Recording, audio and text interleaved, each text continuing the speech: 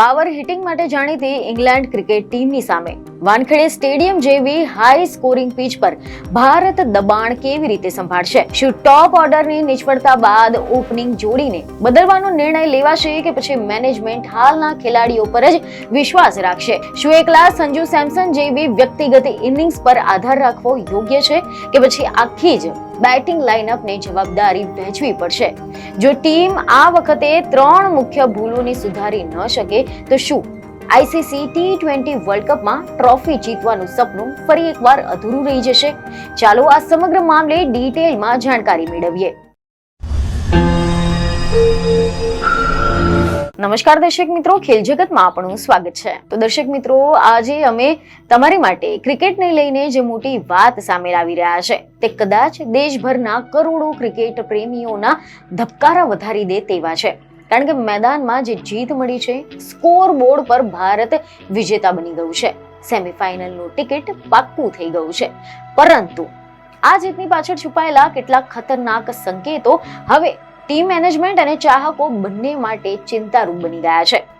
આજે વાત માત્ર એક રમતની નથી, આજે વાત છે વિશ્વાસ અને ભયના વચ્ચેની, જીત અને ચેતવણા વચ્ચેની, આની સાથે જ આશા અને હકીકત વચ્ચેની. કારણ કે સ્કોર બોર્ડ કહે છે કે ભારત જીત્યું, સેમીફાઇનલમાં પહોંચી ગયું, ચાહકો ખુશ થઈ ગયા છે, તિરંગો લહેરાઈ રહ્યા છે, પરંતુ ક્રિકેટની અંદર છુપાયેલું સત્ય કંઈક બીજું જ કહી રહ્યું છે.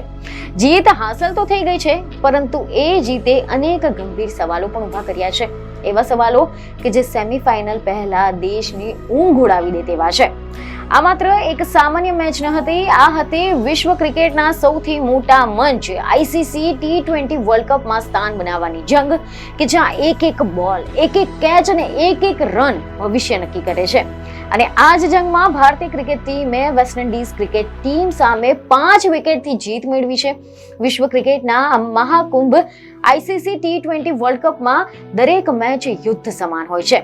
અહીંયા ભૂલોને માફી નથી હોતી. અહીંયા એક કેચ છોડો તો પછી ટ્રોફી હાથમાંથી સરકી જાય તેવી સ્થિતિ થઈ જાય છે. અને આવી જ તંગ પરિસ્થિતિમાં ભારતીય ક્રિકેટ ટીમે વેસ્ટ ઇન્ડિઝ ક્રિકેટ ટીમ સામે 5 વિકેટે જીત મેળવી છે. પરંતુ આ જીતનો રસ્તો જે હતો તે સહેલો ન હતો. કારણ કે આ જીતની પાછળ છુપાયેલા હતા દબાણ, ગભરાટ, કમજોરી અને કેટલાક એવા સંકેતો કે જે હવે ટીમ મેનેજમેન્ટ માટે એલાર્મ બની ગયા છે.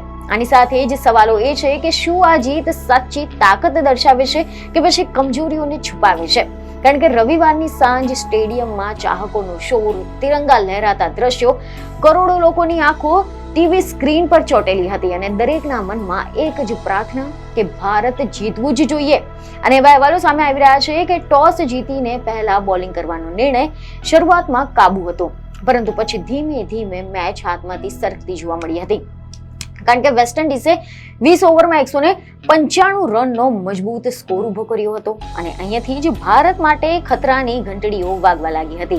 કારણ કે ક્રિકેટના જાણકારોના મતે T20 ક્રિકેટમાં 190 થી ઉપરનું જે સ્કોર છે તે હંમેશા દબાણ ઉભું કરે છે. અને આ દબાણનું સૌથી મોટું કારણ બની 3 મોટી ભૂલો. પહેલી ભૂલ ફિલ્ડિંગ, બીજી ભૂલ ટોપ ઓર્ડરની નબળી શરૂઆત અને ત્રીજી ભૂલ ડેથ ઓવરમાં બોલિંગની બેદરકારી. ક્રિકેટમાં એવું કહેવાય છે કે પકડો કેચ જીતો મેચ, પરંતુ ભારતે 3 મહત્વના કેચ છોડી દીધા. ત્રીજી ઓવરમાં રોસ્ટન ચેઝને રન આઉટ કરવાની તક વરુણ ચક્રવર્તીએ ગુમાવી દીધી, જ્યારે 5મી ઓવરમાં સરળ કેચ હાથમાંથી છટકી ગયો. વેસ્ટ ઇન્ડિઝની ઇનિંગની 5મી ઓવરમાં રોસ્ટન ચેઝે બોલને હવામાં ઉછાળ્યો હતો અને આ બોલ અભિષેક શર્માની પાસે ગયો હતો. છતાં પણ તેમને આ પ્રમાણમાં સરળ એવો કેચ પણ લઈ શક્યા ન હતા, જેથી રોસ્ટનને આ બંને જીવનદાનનો પૂરતો લાભ લીધો હતો અને 25 બોલમાં 40 રનનો ફાળો આપ્યો હતો. જ્યારે 13મી ઓવરમાં ફરી એકવાર જીવનદાન મળ્યું. 13મી ઓવરમાં અક્ષર પટેલે શર્ફેન રધરફોર્ડની બોલ ફેંક્યો હતો, જે તિલક વર્માની પાસે પહોંચ્યો હતો અને તિલકે ફૂલ લેન્થ ડાઈવ મારી તેને લપકવાનો પ્રયાસ કર્યો, પરંતુ તેઓ નિષ્ફળ રહ્યા હતા. જ્યારે 19મી ઓવરમાં અભિષેક શર્મા દ્વારા પોવેલનો કેચ ડ્રોપ થયો અને આ દરેક પડે મેચનું ગણિત બદલાતું જોવા મળ્યું. જે બેટ્સમેન 10 રનમાં આઉટ થઈ શકે તે 40 સુધી પહોંચી ગયો, જે 5 રનમાં પેવેલિયન જઈ શકે તે 20 થી 25 રને ઉમેરાઈ ગયો અને આ વધારાના જે 25-30 રન છે તે અંતે ભારતને છેલ્લી ઓવર સુધી ખેંચી ગયા. અને બીજી મોટી ચિંતા હતી ઓપનિંગની, કારણ કે મોટા મંચ પર મોટી શરૂઆત જરૂરી હોય છે, પરંતુ ઓપનર અભિષેક શર્મા 11 બોલમાં ફક્ત 10 રન કરીને આઉટ થઈ ગયા.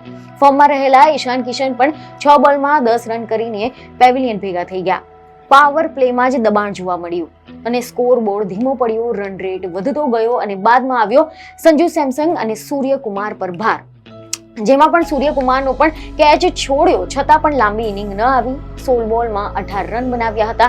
પરિણામે મધ્યમ ક્રમ પર અનાવશ્યક દબાણ ઊભું થઈ ગયું. જોકે તિલક વર્માએ ઝડપી 27 રનથી આશા જગાવી, પરંતુ સતત ભાગીદારી નહીં અને પછી એકલા જ સંજુ સેમસન લડતા રહ્યા. 50 બોલમાં 97 રનની શાનદાર ઇનિંગ રમી અને અંત સુધી ઉભા રહીને આ મેચને જીતાડી. પરંતુ સવાલ હવે અહીંયા એ છે કે શું દરેક મેચમાં કોઈ એક જ ખેલાડી હીરો બની શકે છે? જો સેમીફાઇનલમાં પણ ટોપ ઓર્ડર તૂટી જશે તો શું માત્ર એક ખેલાડી ભારતને જીતાડશે? હવે અહીંયા ત્રીજી અને સૌથી મોટી ચિંતા કે ડેથ બોલિંગની છે. 15 ઓવર પછી વેસ્ટ ઇન્ડિઝ 125 પર હતી, એટલે કે 170 આસપાસ રોકી શકાય તેવી સ્થિતિ, પરંતુ છેલ્લી 5 ઓવરમાં 70 રન, 16મી ઓવરમાં 24 રન, 17મી ઓવરમાં 14, 18મીમાં 12 અને અંતિમ ઓવરમાં ફરી મોટા રન, એટલે કે બોલરો પાસે કોઈ સ્પષ્ટ પ્લાન ન હતો. યોર્કર ચૂકી, આની સાથે જ સ્લોઅર બોલ વંચાઈ હતી અને જે ફિલ્ડની સેટિંગ હતી તે પણ ગડબડ જોવા મળી હતી અને પરિણામે સ્કોર 195 સુધી પહોંચી ગયો.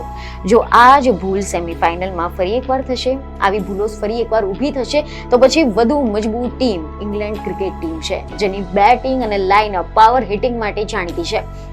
અને હવે આ લડાઈ થશે મુંબઈના ઐતિહાસિક મેદાન વાનખેડે સ્ટેડિયમ પર, કે જ્યાં દરેક બોલ પર દબાણ રહેશે.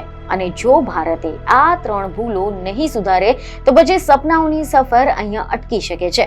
બીજી બાજુ પહેલી સેમીફાઇનલમાં ન્યુઝીલેન્ડ ક્રિકેટ ટીમ અને દક્ષિણ આફ્રિકા ક્રિકેટ ટીમ વચ્ચે ટક્કર થવાની છે, એટલે કે સ્પર્ધા કઠિન બનવાની છે. ફાઇનલ માટેનું જે મેદાન છે તે તૈયાર છે, અમદાવાદનું વિશ્વ વિખ્યાત નરેન્દ્ર મોદી સ્ટેડિયમ, કે જ્યાં આખો દેશ ટ્રોફી ઊંચી થતી જોવા માંગે છે. પરંતુ એને પહેલા જ ભારતને પોતાની કમજોરીઓની સાથે યુદ્ધ લડવું પડશે, કારણ કે આ માત્ર કોઈ ટેકનિકલ મુદ્દાઓ નથી, આ માનસિક મજબૂતીનો પણ પ્રશ્ન છે. કારણ કે દબાણમાં જ સાચો ચેમ્પિયન ઘડાય છે. ફિલ્ડિંગમાં ચપળતા લાવવી પડશે, દરેક કેચ જીવન અને મરણ સમાન ગણવું પડશે. ટોપ ઓર્ડરે નિર્ભય શરૂઆત આપવી પડશે અને ડેથ ઓવરમાં સચોટ યોર્કર અને શિસ્તબદ્ધ બોલિંગ લાવવી પડશે, કારણ કે સેમીફાઇનલમાં એક પણ ભૂલ માફ નહીં થાય. આ માત્ર એક મેચ નથી, આ ગૌરવની લડાઈ છે, કરોડો લોકોના સપનાઓની લડાઈ છે. દરેક ખેલાડીઓના ખભા પર દેશનો ભાર છે. હાલ તો જીત મળી છે, પરંતુ ચેતવણી પણ મળી છે કે જો ફિલ્ડિંગ તીખી નહીં હોય, ઓપનિંગ મજબૂત અને ડેથ બોલિંગ સચોટ થશે તો જ ભારત અપરાજિત બની શકે છે. પરંતુ જો ફરી એકવાર બેદરકારી રહેશે તો પછી સપનાઓનો સફર અહીંયા સમાપ્ત થઈ શકે છે. અને હવે આખા દેશની નજર એક જ મેચ પર ટકેલી છે, એક જ રાત પર ટકેલી છે, કે જ્યાં નક્કી થશે કે આ ટીમ ઇતિહાસ લખશે કે ફક્ત યાદગાર જીતથી સંતોષ માનશે. અને અંતે જનહિતના કેટલાક મોટા સવાલો પણ છે કે શું ભારત આ સંકેતો સમજીને સુધારો કરશે કે પછી ફરી એકવાર સેમીફાઇનલમાં સપનું તૂટી જશે? શું ભારત સેમીફાઇનલ પહેલા ફિલ્ડિંગમાં કોઈ મોટા ફેરફાર લાવશે? શું ઓપનિંગ જોડી બદલાશે કે વિશ્વાસ યથાવત રહેશે? શું ડેથ ઓવરમાં સ્પેશિયલ પ્લાન તૈયાર થશે? શું એકલા હીરો પર આધાર રાખવો જોખમી સાબિત થશે? શું ઇંગ્લેન્ડ સામે ભારત દબાણ સંભાળી શકશે? અને સૌથી મોટો સવાલ કે શું આ વખતે ખરેખર ટ્રોફી ઘરે આવશે?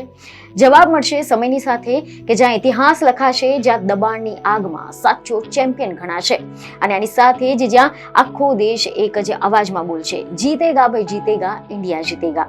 તો હવે આ અંગે તમારું શું કહેવું છે તમને કમેન્ટમાં જરૂરથી જણાવો. બીજને ખબર સાથે ફરી મળીશું. ધન્યવાદ.